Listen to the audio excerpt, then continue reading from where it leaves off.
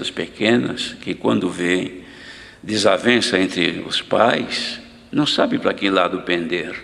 Uma hora é do lado da mãe, outra hora do lado do pai. E isto vai acumulando nas memórias infantis, o que vai trazer para eles problemas lá mais para frente. Geralmente, quando chega numa idade da adolescência, isso começa a trazer certos distúrbios e incompreensões no jovem. E veio lá do princípio. Então, estes são os frutos que surgem quando há esse problema. A experiência tem demonstrado que esta situação é responsável por grandes males nas vidas dos jovens e das crianças, pois esse sofrimento compromete seriamente o estado psíquico da criança e dos filhos em todas as suas idades. Há aqueles que perdem o prazer de viver, sendo vencidos pela tristeza e desgosto de ser ou de viver ou estar num lar que foi desfeito, sem o calor e o amparo de seus pais, onde se tornam vulneráveis, propiciando boa ocasião para o uso de drogas ou bebidas alcoólicas, como também satisfação e prazer que alcança com a bebida alcoólica de forma imediata. Além também daqueles que, no momento de angústias e de um problema psíquico já forte, ele acaba também se automutilando, como muitos jovens, até indo ao suicídio, filhos de nossos irmãos. E os pais devem cuidar. Ora, se os pais não têm uma convivência santa no lar, tem uma convivência onde não há dignidade, nem respeito, nem compreensão, certamente que essa será a cartilha que os filhos estarão estudando para pagarem a conta mais para frente. Então nós aconselhamos, irmão, dizendo a todos que o amor conjugal é como uma plantinha muito tenra, que deve ser cuidada com carinho. O amor conjugal deve-se investir nele todos os dias. É necessário amar-se mutuamente, como ensina a palavra de Deus. E diz a palavra: vós marido, amai vossas mulheres, como também Cristo amou a igreja e a si mesmo se entregou por ela. Assim também vós, cada um em particular, ame sua própria mulher como a si mesmo. E a mulher reverencie o marido.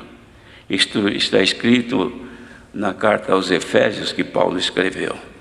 Então os irmãos veem que já haviam cuidado do apóstolo nisto. A cultura do amor depende de pequenos gestos que são deveres dos cônjuges. Dever do marido e da mulher é empregar, investir na manutenção da boa vida matrimonial, do amor. A comunicação, a saudação e o trato devem ser de forma carinhosa, procurando sempre elogiar-se entre si. Quando não há elogio, irmãos, mas há humilhações de marido para a mulher ou vice-versa, deixa a marca, deixa uma cicatriz que vai doer para sempre. E o elogio não custa nada, é um investimento que deve ser feito pelo marido e pela mulher, porque fazendo isso estarão conservando entre si o respeito, o carinho e o amor. Ainda que a um dos cônjuges não lhe agrade algum procedimento, porque às vezes tem coisa que não agrada ao marido ou do marido que não agrade à mulher, mas nem por isso deve abater um ao outro, pois certamente isso pode trazer tristezas e aborrecimentos que se acumularão ao longo do tempo, resultando dano para um bom relacionamento. Então devemos cuidar, observar sempre. O elogio e a admiração entre os cônjuges são formas eficazes de alimentar o amor e a felicidade de viverem juntos, ainda que com o passar do tempo os seus corpos tomem formas que possam provocar a perda da admiração, porque é natural. Vai envelhecendo, vai perdendo a forma, vai mudando, e não vai mudando para melhor. porque vai se declinando para o lugar de onde veio, como o Senhor deu na oração, do pó, do barro, até que Deus formou o homem. Mas tem o lado inverso, tem o retorno, e vai passando o tempo, nós já começamos a retornar, já perder a forma corporal e assim por diante. Contudo, as virtudes não se envelhecem, e também a contemplação de si mesmo à frente de um espelho fará ver que, igualmente ao seu par, está também envelhecendo. Porque a gente sempre olha para os outros, mas não olhamos para nós. Mas é bom de vez em quando também fazer uma autoanálise e ver que nós, cada um de nós, estamos declinando, estamos enrugando, estamos esquecendo, estamos vendo menos, estamos perdendo o músculo, estamos perdendo a forma, estamos perdendo a vida. Mas só não se devem perder as virtudes de Deus, irmão. Isso não pode. O marido deve elogiar sempre a sua esposa, admirando-a como sendo, e que realmente é a pessoa mais importante em sua vida. Não é necessário repetir isso, mas é uma realidade. A pessoa mais importante na vida do marido é a mulher, a mãe dos seus filhos, se tiver. Quanto ao seu vestir, no cuidado com o lar, no trato com seus filhos, demonstrando com isso o reconhecimento de seu papel como uma verdadeira esposa, além de uma serva de Deus. O homem de Deus, marido, deve honrar a sua mulher, elogiar, ter paciência, ser carinhoso, ser humilde, suportar, elogiar sempre, elogia a comida que ela faz. Tem marido que desfaz da comida e ofende a esposa. Longe disso, irmãos, ainda que a comida seja intragável, mas dê um sorriso, elogie a esposa, ela vai pensar que você ficou contente e vai conservar o carinho e o amor, mas nunca desfazer. Mas a mulher também precisa corresponder, irmãos, e ser receptiva, porque ambos vão conservar este bem-estar.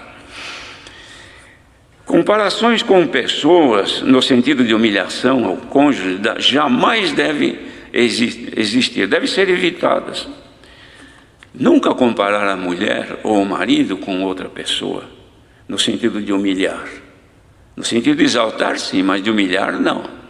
Você parece fulana, você parece o fulano. Não, isso aí humilha e depõe contra a moral do seu cônjuge. Isto também desagrada a Deus. Recordações de pessoas tais como, isso aqui, deem atenção, ex-namorados, ex-namoradas, ex-maridos, no caso de viúvo ou outra forma, ex-mulher com quem já se relacionou no passado, jamais deve existir, pois essas recordações provocam ciúmes e são desagradáveis, traz uma virtude má que não deve haver no casal. Então, é viúvo que casou de novo, aquela já foi, dormiu no Senhor, está quietinha esperando a vinda do Senhor, agora a outra não, casou de novo. Então o negócio agora é ela, aquela já foi, aquele já era, já dormiu no Senhor, agora é o hoje, é com este ou é com esta, porque fazendo isso não se provoca uma reação negativa que pode trazer algum dano no relacionamento.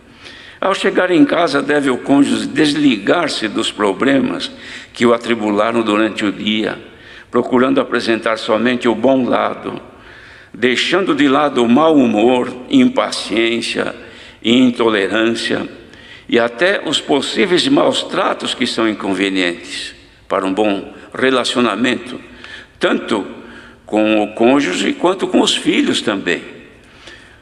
O nervosismo deve ser controlado e evitado, pois prejudica o seu convívio com os seus e também a sua própria saúde.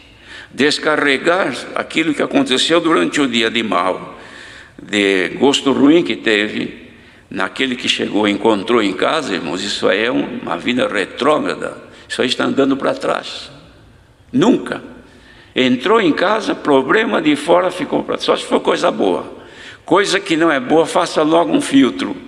Coisa que não é boa, fica do portão para fora. Coisa boa, pode transmitir, porque vai ajudar a melhorar o relacionamento.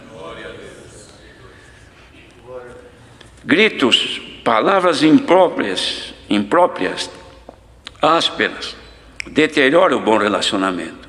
Faz nascer a intolerância, doença grave para o convívio a dois. Por outro lado, a recepção no lar deve ser agradável, sempre com um sorriso, evitando já de pronto sobrecarregar o outro com seus problemas, que isso acontece muito. O marido bateu o portão, quando chega, ela já pega a lista para descarregar todo o problema antes que ele pergunte como ela está. Isso é gasolina no fogo. Não conte os problemas, conte soluções. Deixe que os problemas vão decorrendo durante o tempo que estiverem juntos, e a solução vão vindo segundo a experiência da vossa vida e a guia de Deus também. Mas descarregar tudo de imediato causa um impacto desagradável. Lembrando que a paz nesse momento não deve ser interrompida por reclamações e cobranças sobre seus problemas. Cobrar, irmão, ninguém gosta de ser cobrado. Isso é verdade. Devendo ou não devendo, ninguém gosta. Cobrança é uma atitude desagradável. Então não se cobra, deixa que quem deve entenda a hora de pagar. Deixe-os para o momento certo, e dessa maneira cultive os bons momentos de sua vida. Irmãos, a nossa vida é tão curta.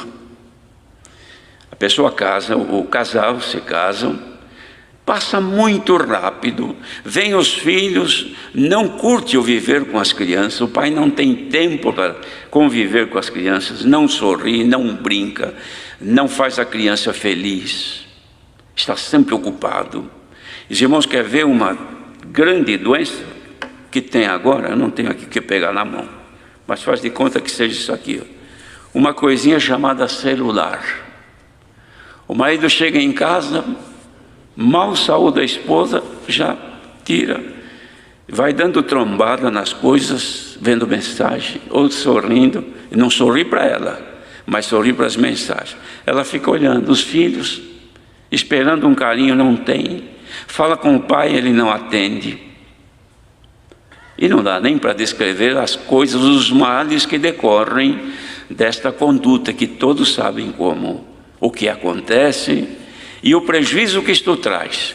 Outras vezes vamos jantar, senta lá marido, mulher e os filhos, cada um com seu celular aqui na mão direita, comendo, não tem um diálogo, come correndo, empurra o prato, sai correndo e some, bate a porta e tranca. O filho, a filha, cada um vive o seu ninho, excluído. Isso não é família. Isso não é família. Família é aquela que senta, não tem outro comprometimento. Vamos almoçar, vamos jantar, vamos tomar um café, só atende o telefone sem insistir muito, porque agora é a nossa hora. Nós estamos vivendo, estou vivendo com a minha mulher amada, estou vivendo com meu marido amado, eu estava esperando esta hora chegar. Será que é assim mesmo? Será que é desse jeito mesmo? Que tinha saudades de encontrar a esposa, saudades de que o esposo chegasse em casa, ou que ambos chegassem do trabalho e se encontrassem para se abraçar, para cultivar o amor, abraçar os filhos, beijar. Mas o inverso, não há tempo, não há cuidado. E se a criança chora por falta de carinho, a mãe não tem paciência, o marido não suporta, ou ele senta lá na sala e fica se distraindo, ou ela fica batendo as coisas na pia, ou fica esbravejando, e a criancinha não sabe para que lado pender. Isto deve acabar na casa do povo de Deus. Se os irmãos creem, conseguirem acreditar que a extensão desta fala atinja muitos lares, que cada lar desse possa ocorrer, irmãos, o que a palavra disse, que o Senhor Jesus, ainda hoje na reunião de jovens e menores, que Zaqueu, o Senhor Jesus, se ofereceu para ir posar na sua casa. Ah, que bom!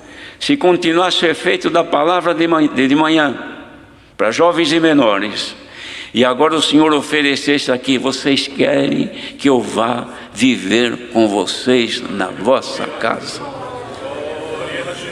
Aceitam? Pois onde o Senhor entrar, entra a paz, entra a harmonia, entra o amor, entra a humildade, entra a mansidão, entra a paciência, entra a tolerância. Por que que quando termina o culto nós, agora não, mas fomos recomendados pela palavra: saudai-vos uns aos outros com ósculo santo da caridade. Por quê? Porque reina entre nós, entre o povo, o amor. Este amor não pode reinar na casa do Filho de Deus, da Filha de Deus, do povo de Deus. Pai que saúda os filhos com ósculo, filhos que saúdam os pais com ósculo, que não é mais tchau, mãe, bom dia, mãe, boa noite, mãe, paz de Deus, mamãe, paz de Deus, papai. Hoje não, você, pai, você, mãe. Por quê? Porque a inversão de valores faz sumir a gratidão e os valores bons, substituindo por aqueles que são vis, que não têm valor nenhum. Mas não devem ser assim os filhos e as filhas de Deus. Quando estiver distante, a sua fala, através de telefone, deve ser carinhosa, demonstrando prazer em poder falar e ouvir a voz de sua esposa. E esse comportamento vale também à esposa com relação a seu esposo. Ter prazer de conversar, mesmo que está longe, liga, telefone, está trabalhando longe, dá uma ligadinha de vez em quando e declara o amor. Irmãos, acabou aqui, em algum lugar está voltando, a maioria não tem mais isso. Mas eu te amo, meu bem, paz de Deus, minha querida, Deus te abençoe, eu te amo. Essa declaração está tão difícil de existir. Muitos nem se saúdam, vão dormir, não se saúdam, chegam em casa, não se saúdam, viram as costas um para o outro, fica o dia inteiro, marido e mulher, não tem um assunto, não tem uma prosa de um com o outro. Mas hoje, por este conselho, em nome do Senhor Jesus, abram a porta dos vossos lares, para que o Rei da Glória entre na vossa casa. Assuntos referentes à vida particular, prestem atenção nisto aqui, irmãos, bem como suas intimidades jamais devem ser externadas a amigos e muito menos com pessoas do sexo oposto. Evitar conversas frequentes a sós com pessoas do sexo oposto, tais como colega de trabalho, amigos de faculdade, quaisquer que sejam, pois isso abre porta para um enfraquecimento do amor conjugal. Evite dar carona, quer dizer, carregar no veículo pessoas do sexo oposto, mesmo que bem conhecidas, principalmente se estiverem sós. Isto aqui já é de nosso conhecimento, mas não custa a nós lembrar. Temos sempre este cuidado. Porta fechada para que o adversário não entre. A falta de vigilância a esse respeito tem provocado danos, sérios danos, tanto na vida conjugal quanto na espiritual, levando a pessoa a cair em grave pecado, adulterando o casamento e transgredindo a palavra de Deus. Isso tem acontecido muito e muito. A falta de vigilância a esse respeito tem levado, irmãos, a usar o veículo de comunicação, que é mais fácil declarar aqui alguma palavra a uma pessoa estranha, uma palavra carinhosa, do que tete a tete, ou na cara da pessoa. Então por aqui se relaciona até que caia depois no enredo. Telefone celular e outros meios de comunicação, usem explicitamente por necessidade. Para outras coisas, tenham cuidado, porque a mesma velocidade que leva um trabalho, uma informação boa, traz também uma mensagem diabólica para destruir a nossa vida espiritual. Quando a esposa também trabalha, é bom que o marido compartilhe com ela, ajudando-a em seus afazeres, procurando auxiliá-la em suas tarefas,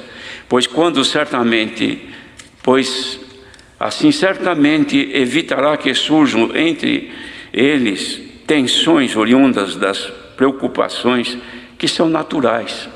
A paciência, resignação e tolerância mútua devem fazer sempre parte do cardápio mínimo necessário a um bom relacionamento. Nunca deve faltar, irmãos. Paciência, resignação e tolerância. Lembre-se, ninguém é perfeito e nem suficientemente capaz de levar a vida a contento em um relacionamento onde uma das partes não corresponda com o amor devido. Quando um nega o amor ao outro, então o convívio é danificado. Da mesma forma, a esposa deve tratar seu esposo com respeito e reverência, pois assim ensina a palavra de Deus. Quando a esposa também trabalha, ainda que o seu salário seja superior aos ganhos do seu esposo, contudo deve haver suficiente humildade para não sobrepujar-se ao seu marido, pois isso poderá levá-lo a um desgosto e, consequentemente, a um esfriamento em seu amor conjugal. Se a esposa trabalha e ela tem uma formação melhor, ela tem um salário maior, não humilhe o esposo por isso, não o faça menor, conserve ele sempre com o devido respeito e consideração, e elogio também, ainda que ganhe um pouquinho só, mas ele é fiel, demonstra amor e carinho, conserve-o, porque ter marido carinhoso também não deve ser fácil, pelo que se vê aí no mundo. Se o teu marido é servo de Deus, é fiel, mas é um sofredor, luta no trabalho, ganha pouco e você ganha mais, dê glórias a Deus, porque Deus te ajudou nesta parte. Mas seja paciente com o teu marido, para que Deus vos abençoe. O trato deve ser sempre delicado, ainda que sofrendo as contrariedades da vida no trabalho e em toda a sua vida, no comprometimento, e contudo deve a esposa ser meiga, evitando o descontentamento emocional, o descontrole emocional, que pode levar a desentendimentos e às vezes até gritarias que a palavra de Deus reprova. Paciência, tolerância e mansidão são virtudes divinas que devem fazer parte do viver para poder manter a paz no lar e na vida conjugal. A manutenção da felicidade matrimonial existe sempre onde há o diálogo. Saber ouvir é uma grande virtude. Precipitar-se em resposta impensada provoca reações indesejadas. O descontrole no falar faz com que a pessoa fale demais, e na multidão das palavras surgem os erros. Então, tomemos cuidado. É necessário que o cônjuge, antes de assumir compromisso, quer sejam de ordem financeira ou outros, que haja compartilhamento de seu par, ou do marido para com a mulher, ou vice-versa, ouvindo o parecer do seu cônjuge, condição necessária a fim de se evitar problemas futuros. Em caso de dificuldade financeira, ambos devem dialogar, buscando solução sempre de forma pacífica, evitando desentendimentos que impedem de se chegar a bom termo. É necessário que haja controle nos gastos, evitando compras desnecessárias que podem levar a um endividamento em financiamentos, cartões de crédito e uso de limites em conta bancária, pois os juros são altos e se avolumam facilmente, provocando desequilíbrio financeiro, trazendo com isso aflição e possível desequilíbrio na vida do casal. Isso aqui, irmãos, existem pessoas que sofrem um problema psíquico que se chama de TOC, um transtorno obsessivo compulsivo, que a pessoa tem compulsão para gastar, para comprar.